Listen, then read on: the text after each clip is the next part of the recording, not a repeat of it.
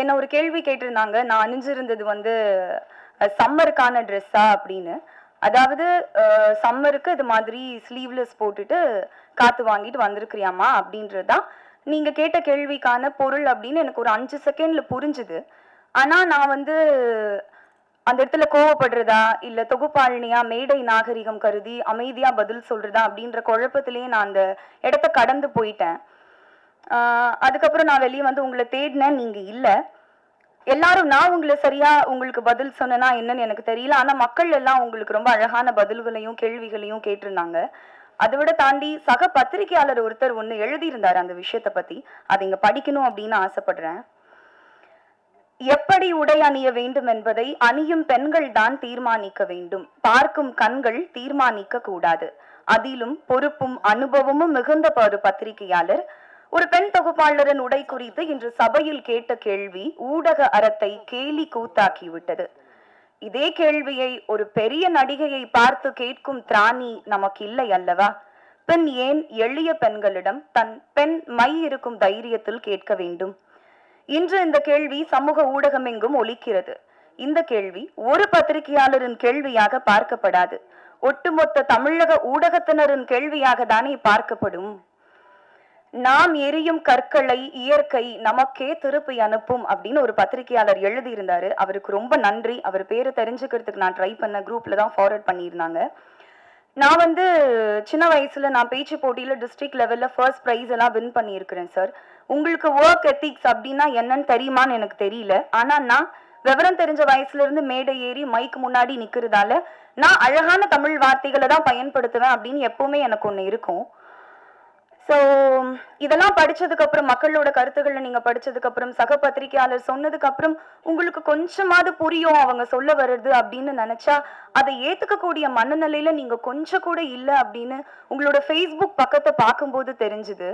அந்த கேள்வியை ரொம்ப நியாயப்படுத்தி ரொம்ப அபத்தமான விளக்கங்கள் கொடுத்து ரொம்ப வக்ரமான சொற்கள் அங்கேயும் நீங்க பயன்படுத்தியிருந்தீங்க. அதை பார்க்கும்போது எனக்கு வந்து நீங்க ஏன் இப்படி பண்றீங்க, மாற மாட்டீங்களா, புரியாதா அப்படின்லாம் எனக்கு கேட்க தோணல. ரொம்ப வருஷமா கேட்குறாங்க.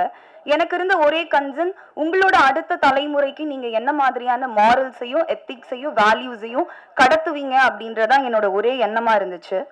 ஸோ இதுக்கெல்லாம் ஆரம்ப புள்ளி நான் எங்க பாக்குறேன் அப்படின்னா, பல மேடைகள்ல ஒரு வெற்று விளம்பரத்துக்காக கோமாளித்தனமான நடவடிக்கைகள்ல ஈடுபடக்கூடிய ஒரு நடிகர் என் கழுத்துல மாலை போட ட்ரை பண்ண அப்பவே எல்லாரும் சொன்ன மாதிரி நான் வந்து போலீஸ் கம்ப்ளைண்ட் கொடுத்து அவர் பிடிச்சி ஜெயில உட்கார வச்சிருந்தாலோ இல்ல அந்த நடிகரோட கண்ணத்தை அந்த மேடையிலே பழுக்க வச்சிருந்தாலோ இது இங்க வரைக்கும் வந்திருக்காது அப்படின்னு நான் நினைக்கிறேன்.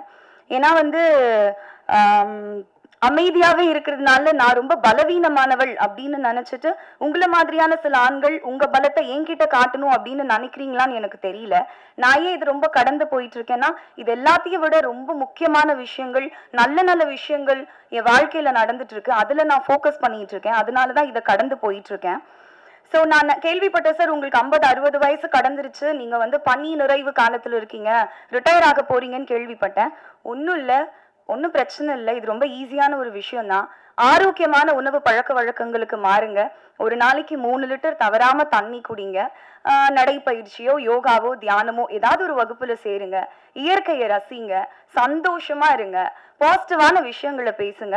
இது சீக்கிரமா சரியாயிரும் அப்படின்னு நான் நினைக்கிறேன். ஸோ இது பத்தி வந்து நபிகள் நாயகம் ஒன்று சொல்லியிருக்காரு. அதோட சொல்லி முடிச்சுடுறேன். ஒருவருக்கு பரிசுத்தம் வேண்டுமானால் அவர் தீங்கு விளைவிக்காத வார்த்தைகளை பயன்படுத்த வேண்டும். அன்னைக்கு அவங்க பேசும்போது ஒருத்தர் கூட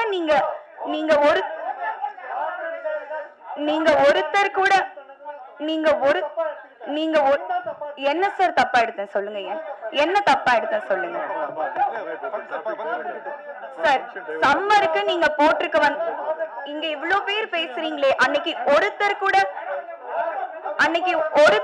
நீங்க அவர் தப்பா பேசலையா? சரி, வெல் அண்ட் குட். அவர் தப்பா பேசலன்னு சப்போர்ட் பண்ணீங்கன்னா வெல் அண்ட் குட்.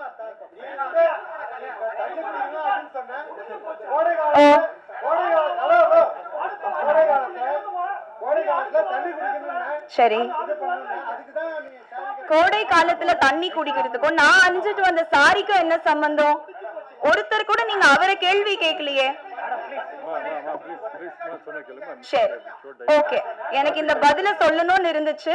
இதோட வந்து இதுக்கப்புறம் என்ன வந்து வம்புக்கு இழுக்காதீங்க. இதுக்கப்புறம் ஓ சரி சரி சரி. தேங்க்யூ சார், இந்த டைம் கொடுத்ததுக்கு பெரிய நன்றி. Thank you sir.